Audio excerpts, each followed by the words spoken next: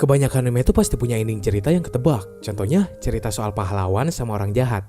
Pasti endingnya tuh si orang jahatnya insaf, terus ngebantuin si pahlawan. Atau si orang jahatnya dimatiin sama si pahlawan. Kalau enggak, si penjahatnya modal bunuh diri karena ngerasa punya salah. Lain halnya sama kelima anime ini, ending ceritanya tuh dijamin bikin lu ngangah atau paling nggak sebel sendiri ngelihatnya, gara-gara kagak sesuai sama harapan lu. やはり私だけ生きているわけにはいかない。 Halo, gua Andres, selamat datang di Sik Anime. Hari ini kita menghitung mundur 5 anime dengan ending paling tak terduga. Sebenarnya ide gue bikin video berasal dari salah satu penonton di Sik Anime yang namanya Yus Rizal Yanuar. Doi minta dibikinin video dengan materi pembahasan ini. Ya, sebagai admin yang bertanggung jawab, gue penuhin permintaannya. So, buat lo yang pengen juga dibikin video apa gitu, lo tinggal komen aja di bawah. Terus jangan lupa juga share nih channel ke teman-teman lo. Nomor 5, Zankyo no Terror. Pertama kali gua nonton nih anime, gua langsung tertarik sama konsep cerita yang disuguhin. Anime ini punya start yang bagus menurut gua. Zankyo no Terror ngasih ketegangan luar biasa lewat cerita sama teka-teki yang disampaikan sama karakter utamanya. Gak kayak anime yang lain, anime ini mampu ngeluarin semua potensinya semaksimal mungkin sebagai anime bergenre psikologi sama thriller. Dan pas di akhir ceritanya, itu tuh keren banget tau gak? Ending yang kagak bakal pernah gua lupain. Karena kok bisa sebego itu? Peringatan, kata bego di sini adalah bego dalam artian baik ya. Grafis di Zankyo no Terror sekilas ngingetin gue sama anime Aku no Hana. Biarpun Zankyo no Terror masih jauh lebih bagus kalau dibandingin sama tuh anime. So, lu kagak usah khawatir gambarnya jelek. Mulai dari latar sampai karakter, semuanya dibikin bagus banget. Hampir kayak realita. Dan yang jadi salah satu nilai plus nih anime tuh background musiknya yang epic. Sound designernya mampu ngelarasin semua musik sama adegan yang disuguhin di Zankyo no Terror. Dan itu tuh bisa bikin lu tambah tegang dan ngerasain sensasi yang sama kayak karakter di ceritanya. Nomor 4, Angel Beats. Yap, di luar dugaan, anime ini tuh nampilin beberapa adegan yang menurut gue pribadi cukup absurd lah. Tapi anime ini juga punya sisi edukatif. Contohnya, lu semua sebagai ABG tuh kudu lebih nikmatin masa muda lu. Lu ngerti kan maksud gue? Terus, kalau jadi temen, lu tuh kudu bantuin biarpun keadaannya lagi kepepet.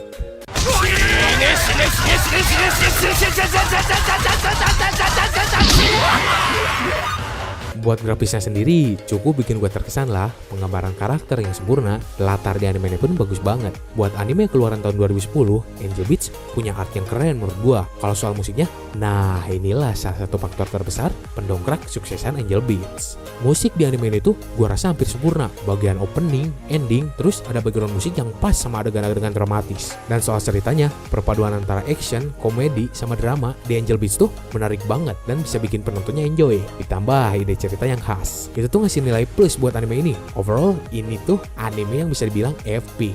Endingnya juga berpotensi bikin lu ngucurin air mata. Biarpun gue sendiri biasa aja nontonnya.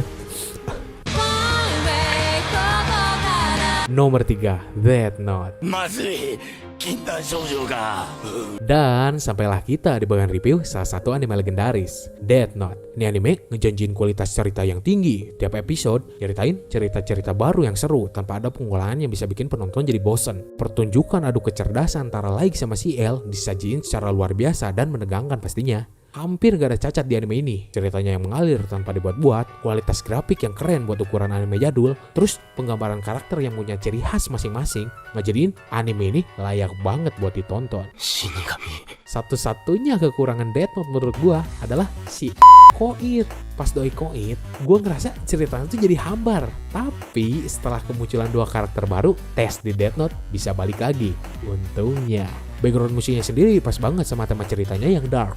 Apalagi opening nomor 2-nya, gue suka banget jir. Nomor 2, Code Geass. Penggambaran sebuah pemberontakan, strategi dan politik bener-bener bikin gue takjub. Dan yang pastinya ending, Code Geass adalah salah satu anime dengan akhir cerita terbaik dari semua anime yang pernah gue tonton. Anime ini punya plot twist yang luar biasa banget menurut gue. Lu kagak bakal tahu sama apa yang terjadi selanjutnya di adegan yang disuguhin sama nih anime. Terus tempo ceritanya juga masuk kategori cepat dan kagak bertele-tele. So kagak ada waktu buat coli. Maksud gue meleng karena kalau lu missing satu adegan aja, lu bakal kalang kabut ngeliat adegan berikutnya. Grafisnya emang kagak sebagus High School DxD atau season terbarunya To Love Ru. Tapi menurut gue pribadi, buat sekelas anime mecha, grafisnya cukup halus kok dan epic banget pas adegan action atau bertarungnya. Sampai sekarang jarang banget ada anime yang punya cerita semenarik Code Geass. Buat yang doyan sama plot twist, wajib banget nonton anime. Endingnya itu lonceng, ending keren yang punya surprise gila. Nomor 1, School Days. また練習なんだよね。 Harem itu gak selamanya indah lur. Kadang lu kudu ngorbanin perasaan lu sendiri biar keadaan bisa tetap terkendali. Dan bahkan ngorbanin tubuh lu sebagai pelaku harem tersebut. School Days adalah yang jadi bukti kalau punya cewek banyak itu kagak ngejamin titik lu puas dan ngedatengin kebahagiaan buat lu. Anime yang diangkat dari visual novel eroge keluaran Overflow ini udah banyak banget narik perhatian karena endingnya yang what the fuck. Terus gue pengen ngasih tahu fakta yang cukup tragis soal School Days. Nah, jadi dulu pas penayangan di anime tanggal 3 Juli sampai 27 September 2007 di Jepang, beberapa saat sebelum penayangan episode ke-12, ada tragedi pembunuhan di wilayah Kyoto. Katanya sih si pembunuhnya pakai kapak buat ngabisin korbannya. Nah, yang jadi masalah kasus itu tuh dikaitin sama nih anime. Hasilnya ya channel TV berkaitan pun langsung ngeganti acaranya, aka diberhentiin.